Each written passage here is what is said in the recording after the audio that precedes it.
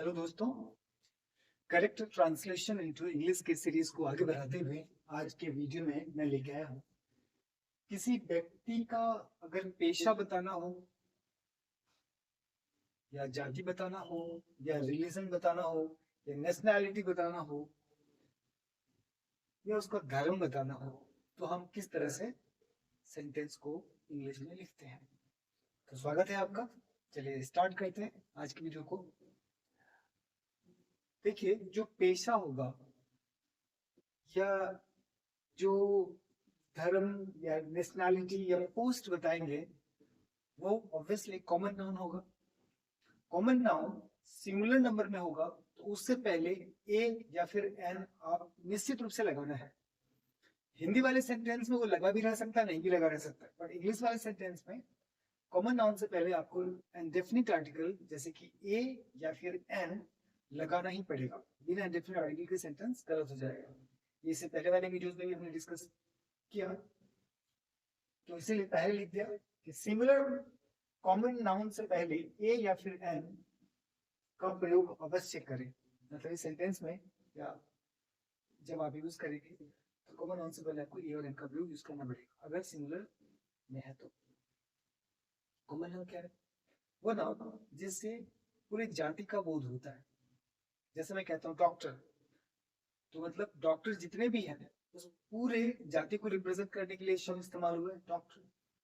शिक्षक, जितने भी शिक्षक हैं उस पूरे जाति को रिप्रेजेंट किया जा रहा है इस शिक्षक शब्द से। तो ये क्या हो गया? कॉमन नाउन हो गया। इससे पहले भी चर्चा हुई है।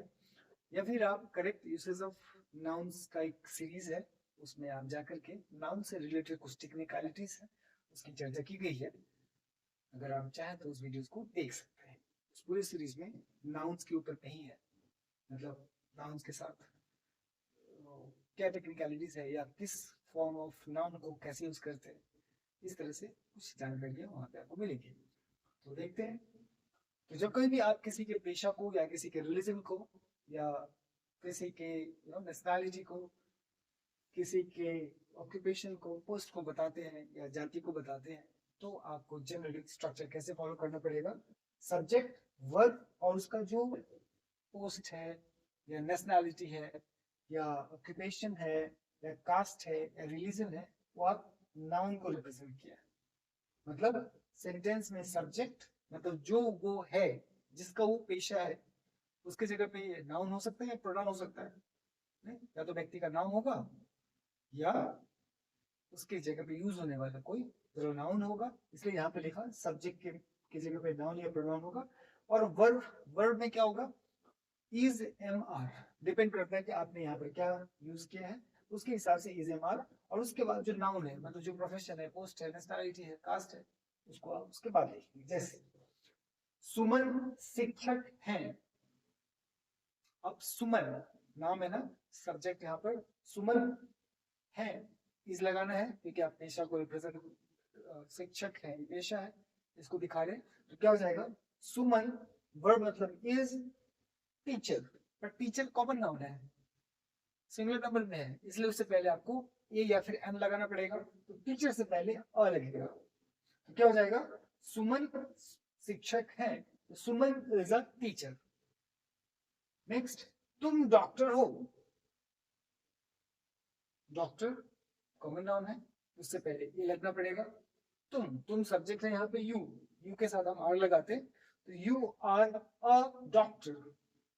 हम लोग खिलाड़ी हैं। अब देखेंगे यहाँ पे हम लोग खिलाड़ी हैं, तो यहाँ पर खिलाड़ी प्लुरल फॉर्म में यूज होगा। क्यों? क्योंकि हम लोग को रिप्रेजेंट कर रहा है और यहाँ पर है भी लगा हुआ, बिंदी भी है के बाद। तो हम लोग खिलाड़ी हैं, तो यहाँ पर जो खिलाड़ी मतलब प्लेयर्स, प्लेयर नहीं, क्यों? क्योंकि ये खिलाड़ी वी को रिप्रेजेंट कर रहा है। तो यहाँ पर सब्जेक्ट की जगह पे प्रोनाउन हो गया वी के साथ आर लगाते हैं, तो वी आर प्लेयर्स, है ना। हम लोग खिलाड़ी हैं, वी आर प्लेयर्स। वह लेखक है, वह मतलब ही, इसके साथ इज लगाएंगे, ही इज अ राइटर। वह लेखक है, ही इज अ राइटर। अब कई बार डाउट होगा आपको कि ऑथर भी तो हो सकता है, he is a author, sorry he is an author.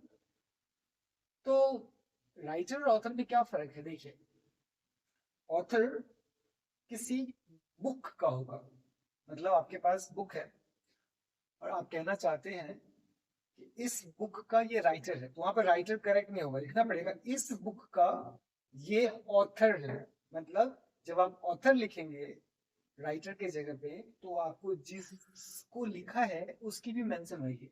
इसीलिए एक बुक, एक किताब का ऑथर होता है। जैसे मैं कहूंगा मैं इस किताब का ऑथर हूँ, मैं ये नहीं कहूंगा कि मैं इस किताब का राइटर हूँ, मैं क्या कहूंगा, मैं इस किताब का ऑथर हूँ। और राइटर प्रोफेशन बता रहा है, मतलब लिखने का काम, चाहे किताबी क्यों ना हो, तो मैं राइटर हूँ, मैं एक लेखक, मैं लिखता हूँ। तो राइटर से प्रोफेशन पता चलता है, पर ऑथर से उस क्रिएशन का पता चलता है, मतलब उस क्रिएशन को उस पर्टिकुलर पर्सन ने किया। तो जब आप ऑथर लिखेंगे तो उसका क्रिएशन भी मेंशन करना पड़ेगा, और बतौर प्रोफेशन यूज करेंगे तो आपको राइटर ही यूज करना पड़ेगा। इसीलिए मैंने यहाँ पे राइटर लिया, बट इनिशियली न्यू लर्नर के लिए ऑथर भी चलेगा। तो क्या होगा, वो है लेखक है तो ही इज अ राइटर, या अगर ऑथर आप लिखते हैं तो क्या होगा, he is an author, right. उसके बाद वे लोग किसान हैं, वे प्लूरल फॉर्म के लिए यूज होता है, तो वे लोग किसान हैं, तो they are farmers, they are farmers. अब है वह हिंदू है, रिलीजन बताया, ही इज हिंदू, सिंपल है ना। सब्जेक्ट वर्ब, उसके बाद नाउन, सब्जेक्ट जो भी नाउन प्रोनाउन आना है, वर्ब के जगह पे इज एम आर जो भी लगना है, और उसके बाद जो नाउन है, मतलब जो प्रोफेशन है, पोस्ट है, रिलीजन है, ऑक्यूपेशन है, कास्ट है, नेशनैलिटी है, इसको लिख देंगे। नेक्स्ट, हम लोग मुस्लिम है, अगेन प्लूरल फॉर्म मुस्लिम्स, तो we are Muslims, we plural form है इसलिए वी आर मुस्लिम्स। वे भारतीय हैं, they are Indians, plural form. या मैं अगर बोलूं मैं इंडियन हूं, तो आई एम एन इंडियन, यही है। लेकिन क्या है, कई बार हमारे पास एक और ऑप्शन होता है, मतलब अगर किसी का पेशा, अभी जो मैं बताने जा रहा हूँ पेशा में व्यवसाय के लिए है। अभी तक हमने देखा किसी का जाति हो, किसी का धर्म हो, किसी का पेशा हो, किसी का नेशनैलिटी हो, तो आप सब्जेक्ट वर्ब और डायरेक्टली उसके बाद उस नाउन को लिख देते हैं, जो भी पेशा है, जो नेशनैलिटी है, जो कास्ट है, जो रिलीजन है। मैं कह रहा हूँ कि पेशा या व्यवसाय को बताने का एक और तरीका है, मैंने एक और स्ट्रक्चर से हम दिखाते हैं। अब तक जो पेशा में दिखाया उसमें जैसे हमारे टीचर, टीचर उस पेशा को करने वाला, टीचर मतलब टीचिंग को करने वाला टीचर, राइट। लेकिन कई बार हमारे पास एक और तरीका होता है, वो तरीका क्या है, subject is M R in, उसके बाद प्रोफेशन, मतलब प्रोफेशन से पहले इन लगा के भी आप व्यवसाय या पेशा को दिखा सकते हैं। जैसे मैं कहता हूं मैं राजनीति में हूं, राजनीति पेशा, तो आई एम इन पॉलिटिक्स। अब यहाँ पे देखेंगे इन लगा हुआ है ना, मे के लिए यहाँ पे इन आया ना, मैं राजनीति में हूँ, इस मे के लिए यहाँ पे इन आया, मैं हूँ मतलब आई, मैं राजनीति में हूँ, आई एम इन पॉलिटिक्स। या अगर ऐसा होता मैं राजनीतिक की हूं, तो मैं क्या लिखूंगा, इन नहीं लगाऊंगा, I am a politician, I am a politician, इस स्ट्रक्चर के हिसाब से आई एम अ पॉलिटिशियन। लेकिन मैं अगर पॉलिटिक्स यूज करूं और मैं भी यूज करूं, मतलब मैं पॉलिटिक्स में हूं, तो आई एम इन पॉलिटिक्स नहीं कहना चाह रहा हूं, मतलब इन लगा के भी आप व्यवसाय को या पेशा को दिखा सकते हैं। जैसे तुम स्वास्थ्य विभाग में हो, you are in health department. वह सेना में है, he is in the army, इन लगाया, he is in the army. Next, मेरे पिताजी पुलिस में है, my father is in police. वह शिक्षा में है, तो यहाँ पे वह ही भी हो सकता है, शी भी हो सकता है, यहाँ पे मैंने शी लिया, वह शिक्षा में है, मतलब उसका शिक्षा व्यवसाय है, पेशा है।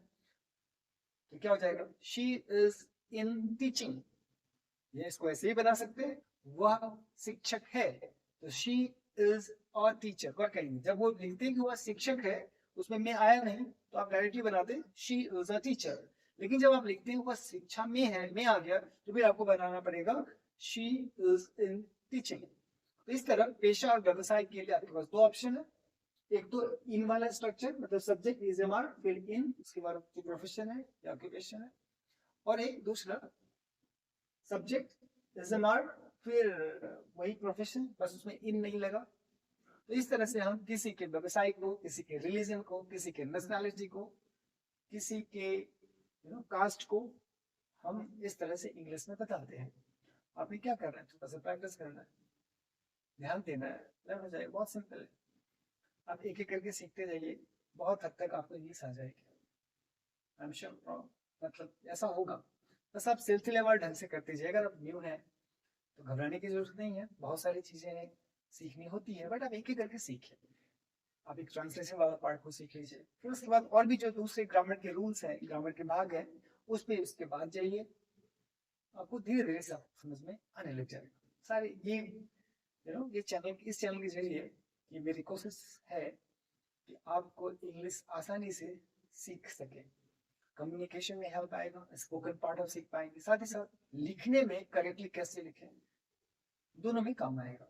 इस तरह से अगर आप कोई एकेडमिक्स की तैयारी कर रहे हैं, कोई एग्जाम की तैयारी कर रहे हैं, कोई कॉम्पिटिशन की तैयारी कर रहे हैं, उसमें भी हेल्प मिलेगा। अगर आप बस अपने इंग्लिश को अपग्रेड करना चाहते हैं, इंग्लिश सीखना चाहते हैं, तो भी आपको हेल्प मिलेगा। थोड़े थोड़े सीखते जाएं, अपने आप एक दिन आपको ऐसा लगेगा कि मुझे बहुत कुछ आ रहा है।